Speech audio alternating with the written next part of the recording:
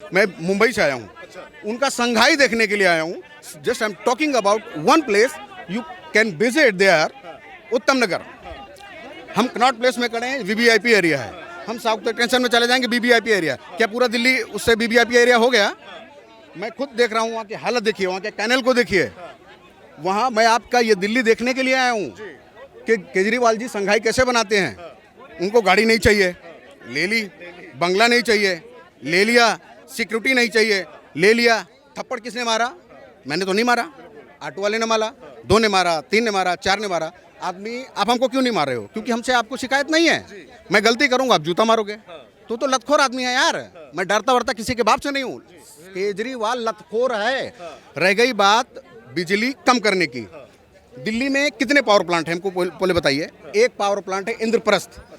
Indraprastha power plant कितने megawatt का है, क्या उनको पता है? केजरीवाल जी को पता है कि वो कितने मेगावाट का है? प्लस 1 मेगावाट में कितनी यूनिट होती हैं? 1 मेगावाट पावर प्लांट जनरेट करने में कितनी यूनिट इन्वॉल्व होती हैं? मैं बता रहा हूँ।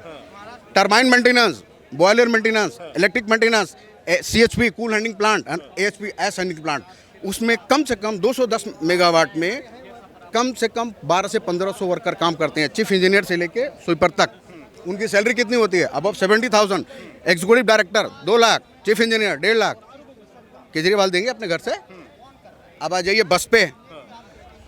बस जितना उन्होंने फ्री किया है, लिमिटेड बस, यानी कि जो फ्रीक्वेंसी एक बस की 1 घंटे पे है, एक बस की फ्रीक्वेंसी रोड पे 1 घंटे की है, उसमें दे दिया उन्होंने कि लेडी चली जाएंगी। सारी बसों को तुमने क्यों नहीं दिया लेडीज के लिए?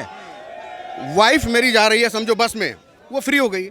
10 का टिकट था जब वाइफ टिकट लेती थी, वाइफ का फ्री हुआ, मेरा टिकट 25 का हो गया। क्यों? मैं पागल हूँ? मैं पढ़ा लिखा नहीं हूँ? तुमसे ज्यादा पढ़ा लिखा हूँ केजरीवाल। 10 का टिकट तुमने 25 कर दिया, बीबी का पैसा मेरे अकाउंट में डाल दिया। कहाँ से फ्री होगा रे भाई? कहाँ से हो गया? अब भी just I am not sure, but as per news I have seen 21 crore का उन्होंने फाइनेंस किया है, टेंडर दिया है, उनका घर बन रहा है। क्यों भाई, क्यों बन रहा है घर? आप तो डिप्टी कमिश्नर थे। डिप्टी कमिश्नर एक IAS पोस्ट होती है जिसकी सैलरी कम से कम 2.5 लाख होती है। पैसे की क्या जरूरत थी तो आप इसमें आ गए? शीला दीक्षित का कंप्लेंट आपके पास था, कांग्रेसियों का था, बीजेपी का था। कितना एक्शन ले लिया आपने?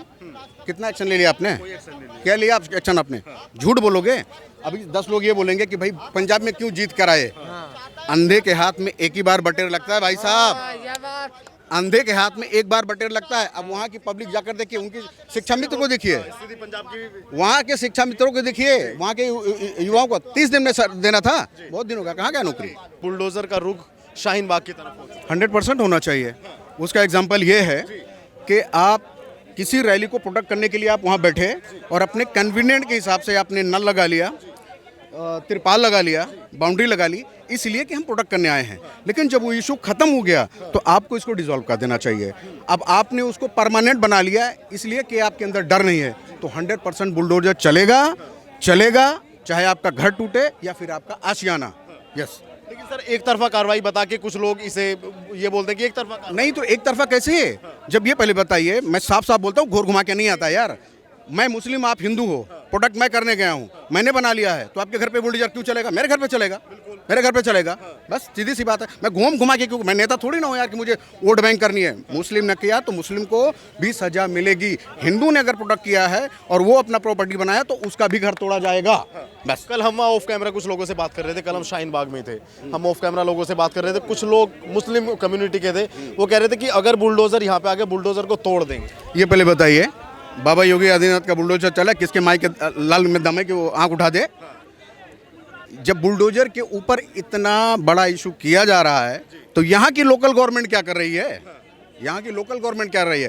He is totally responsible of CM of Delhi. वो आदमी चैलेंज कर रहा है आपको अपने वोट बैंक के लिए। साथ में बैठे हो, बुलडोजर जाएगा, वो अटैक करेगा, वो मारे जाएंगे, उसके बीवी बच्चे मारे गए, फिर क्या करोगे? वो तो वहाँ उनका घर गिराने गए थे, तोड़ दिए, लेकिन मेन सब्जेक्ट वो घर गिराने क्यों गए थे? क्योंकि आपने अतिक्रमण किया। पब्लिक परेशान, स्टूडेंट परेशान, मोहल्ले वाले परेशान, शहर के परेशान। कहाँ का राज है भाई? तो CM की जवाबदारी बनती है ना। हाँ, इसके पीछे अतिक्रमण जो ये लोग करते हैं, इसके पीछे का क्या तर्क है, क्या लॉजिक है, क्यों? देखिए, तर्क ये होता है कि अभी मैं आया, मैं 2 को और लेके आया, 4 को और लेके आया। सपोर्ट कहाँ से मिल रहा है हमको? कोई ना कोई जब तक हमको सपोर्ट नहीं देगा, मैं 4 को लेकर नहीं आ सकता। मेरे रूम की कैपेसिटी है 5 लोगों की, 10 लोग को मैं रख रहा हूँ और फाइनेंशियल प्रॉब्लम मेरी है। तो जब तक थर्ड आदमी हमको फाइनेंशियल सपोर्ट नहीं करेगा, हम 10 लोगों को अफोर्ड नहीं कर सकते, क्योंकि उसको मुझसे वोट चाहिए। They need to vote. ये मेन रीज़न है वोट बैंक का। बुलडोज़र पे क्या कहना चाहेंगे, जो शाहीन बाग में बुलडोज़र की एंट्री हुई है? शाहीन बाग में अभी बुलडोज़र की एंट्री नहीं हुई है, मीडिया की एंट्री हुई है, उसी का शोर शराबा है। और किसी भी कार्रवाई को करने के लिए इस देश में मीडिया का शोर शराबा की आवश्यकता क्यों पड़ती है? मीडिया शोर शराबा नहीं करेगा तो क्या एमसीडी काम नहीं करेगी? दिल्ली सरकार मीडिया के शोर शराबे पर ही एक रेप पीड़िता को न्याय देगी? यहाँ क्राइम होगा तो शोर शराबा करने की ज़रूरत पड़ेगी, तभी न्याय होगा। मैं तमाम करने वाली एजेंसियों को कहूँगा, ये मीडिया का शोर शराबा करना बंद करिए, ढंग से काम करिए आप, ये आवश्यक है। तमाम इंक्रोचमेंट को स्वयं यहाँ के पार्षदों, विधायकों, सांसदों के द्वारा बसाया जाता है, बढ़ाया जाता है, आगे बढ़ाया जाता है। उसे रोकेगा कौन? मेरे जैसा व्यक्ति रोकेगा? पुलिस वाला रोकेगा? या कोई सर्विस वाला रोकेगा? कौन रोकेगा? जिस अवैध कंस्ट्रक्शन का बढ़ावा इस दिल्ली सरकार में स्वयं यहाँ के विधायक, सांसद, पार्षदों के पालन पोषण में होता है, उस पर नियंत्रण कौन करेगा? यहाँ का मुख्यमंत्री ही जब अवैध कंस्ट्रक्शन का, अवैध कार्यशैलियों का, अवैध अतिक्रमणों का स्वागत करता है, उसको बढ़ावा देता है, तो नियंत्रण कौन करेगा? मैं करूँगा।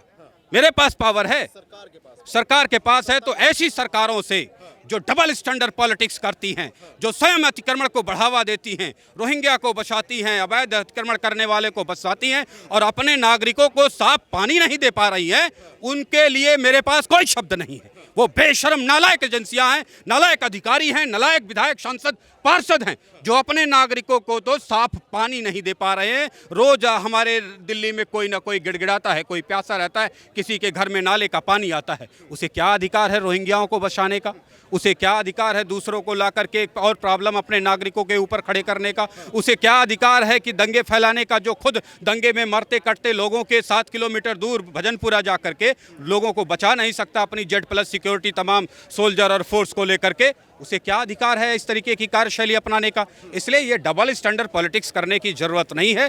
करना है तो स्ट्रेट फॉरवर्ड करो, न्यायप्रिय तरीके से करो। अगर तुम्हें कार्रवाई करने का शौक है तो सबसे पहले आम आदमी पार्टी, नए नवेले आम आदमी पार्टी के सभी विधायकों, सांसदों, पार्षदों की इकॉनमी चेक कर लो, उनकी बिल्डिंगें देख लो, उनके नए घर बने हैं जो देख लो, जो अवैध हैं उनको गिरा दो। फिर उसके बाद आओ पिछले 10 साल के और विधायकों, सांसदों, पार्षदों की जमीनें नापो, उनके घर देखो, उनके घरों को गिरा दो।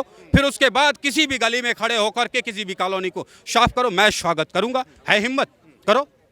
अब जो ये रोहिंग्या की बात कर रहे हैं, जब हम वहाँ कल शाहीन बाग में थे तो वहाँ पे कुछ मुस्लिम लोग ये कह रहे थे कि एक आम मुसलमान को बदनाम किया जा रहा है रोहिंग्या और बांग्लादेशी का नाम। देखिए, मुसलमानों में एक बहुत बड़ी बुराई है, वो ये है कि वो अपनी कमियों को कभी एक्सेप्ट नहीं करते।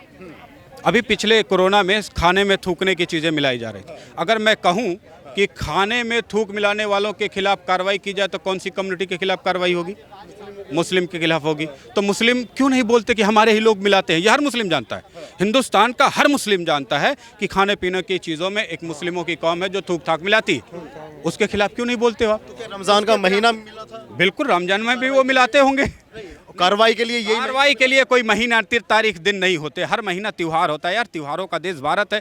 कभी होली, कभी दिवाली, कभी ईद, कभी मुबारक, सब चलता रहता है। इसमें कौन सा दिन, कौन सा संडे, कौन सा मंडे, सैटरडे को हनुमान जी का, मंगलवार को विष्णु जी का, शनिवार को शनिदेव का, सब दिन तो त्यौहार ही हमारे हैं। कौन से दिन तुम बुलडोजर लेके हिंदू के घर जाओगे? अगर रमजान में मुस्लिम के घर नहीं जाओगे तो कौन से दिन तुम हिंदू के घर जाओगे? ये नहीं हो सकता। जो कार्रवाई करनी है निर्णायक करो, जस्टिफाइड तरीके से करो। ये नहीं कि 6 महीने में एक दिन बुलडोजर निकला, 2 झोपड़पट्टी तोड़ के चला गया। एक दिन में तुम्हारी गाड़ी निकली, 2 गरीबों के ठेलिए लेके चली गई, बाकियों के लगा रहे हो, जो पैसे दे रहे हैं उनके लगा रहे हो, जिसने पैसे नहीं मिले उसके उठा लिए। इस तरीके की कार्यशैली नहीं होनी चाहिए किसी भी राज्य में, और इसीलिए हमारा ये दिल्ली राज्य कूड़ों की तरह बदबू मारता है। स्पीकर जो है, एक लाउड स्पीकर जो है, किसी कुरान का हिस्सा नहीं है, किसी कहीं पे भी नहीं लिखा हुआ है कि ये लाउड स्पीकर कंपलसरी है। भगवान की आस्था है, तुम्हारे अल्लाह की आस्था है तो भैया पढ़ सकते हो नमाज। जरूरी है लाउड स्पीकर का? आप ना घर में पढ़ सकते हो, आप पढ़ो ना घर में बैठ के, आप पढ़ो, सुन लेगा आपका खुदा। ये तो आप एक तरीके से लाउड स्पीकर का है, धर्म का प्रचार कर रहे हो आप। ये धर्म का प्रचार है सीधे सीधे, कि आप इस्लाम को बढ़ावा देना चाहते हो, 9-10 बच्चे तो पैदा ही करना चाहते हो, लेकिन औरों को भी मुस्लिम बनाना चाहते हो कि आओ सुनो हमारी अजान। अगर हिंदू अगर हनुमान चालीसा चला देता है तो तकलीफ क्या है? मैं अपने घर पे लाउड स्पीकर लगा रहा था, अगर मैं चला दूं हनुमान चालीसा तो उसमें तकलीफ क्या है? लेकिन वहाँ पे लोग कहते हैं भैया हमें तकलीफ हो रही है। अरे तकलीफ हो रही है तो भैया अजान से हमें बहुत ज़्यादा तकलीफ है, बहुत ज़्यादा तकलीफ है, हमारे सर दर्द हो जाता है, कान फटती है, ध्वनि प्रदूषण होता है उससे।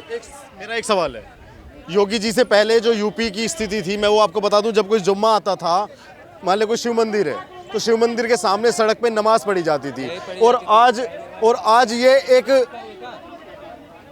हम भी वैसे यूपी से ही आप- कभी नहीं आप पड़ ये जाती सर देखिए कोई यूपी- शिव मंदिर। आप- हम चाहेंगे तभी पढ़ आप पाएगा ये बंदा देखिए वहाँ यूपी में जब से योगी आदित्यनाथ की सरकार आई है, पहले कावड़ियों पे पत्थर बरसाए जाते थे, उनके ऊपर नॉनवेज फेंका जाता था, मेरठ जैसे क्षेत्र में शिव मंदिर के सामने नमाज पढ़ी जाती थी। नमाज पढ़ी जाती थी और उनको निकलने में बाधा डाली जाती थी।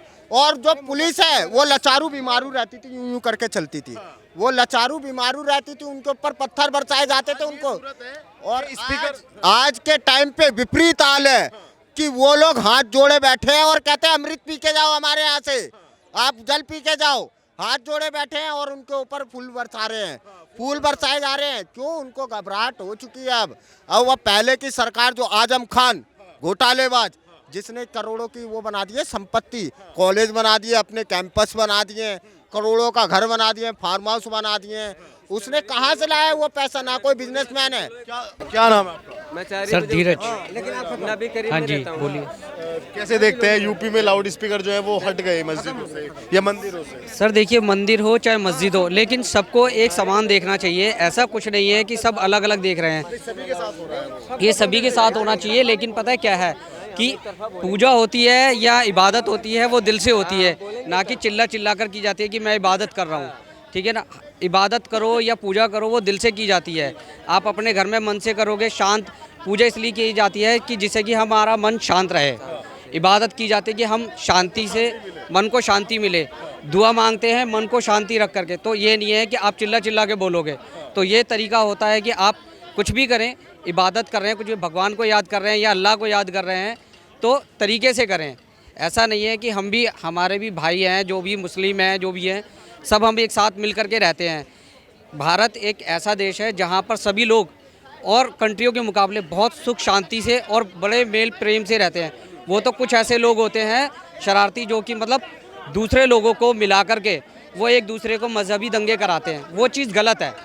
आप दिल्ली के अंदर देखिए, इतना सुकून है, मैं कहता हूँ कि दिल्ली में बहुत सेफ्टी है। इन चीज़ों से सरकार तुरंत एक्शन लेती है।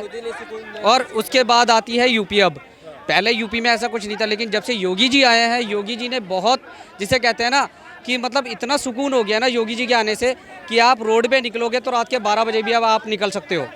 उसके अंदर आप पुलिस वालों के दिल में इतना डर देखो कि वो हर राउंड में चक्कर काटते रहते हैं, कि उन्हें पता लगता है कि हाँ भाई वाकई में यहाँ पे सेफ्टी है। हम भी आना जाना करते हैं, मेरठ आते जाते हैं, पहले उन रोडों पे निकलने में डर लगता था, लेकिन आज के टाइम में वो रोड एक सिक्योरिटी के मामले में योगी जी ने काम किया है बहुत ज़्यादा, मैं कहता हूँ ज़बरदस्त। जो लोग कहते थे कि 5 टाइम की बिना नमाज के हम खाना नहीं खाएंगे, उन्हें क्या कहना चाहेंगे आप? देखिए ऐसा कुछ नहीं है, वो तो फिर एक देखा जाए तो अपनी ज़िद कर रहे हैं, वो तो अपनी ज़िद कर रहे हैं। ऐसा जिहाद नहीं कहेंगे, लेकिन ज़िद कर रहे हैं। लेकिन तरीका वो होता है कि आप अगर दिल से अल्लाह को मानते हैं तो अल्लाह की इबादत घर में भी बैठ के हो सकती है। हम पूजा कर रहे हैं तो रोड पे चिल्ला कर नहीं, अपने घर में बैठ के इबादत को बड़े प्यार से और इत्मीनान से करें।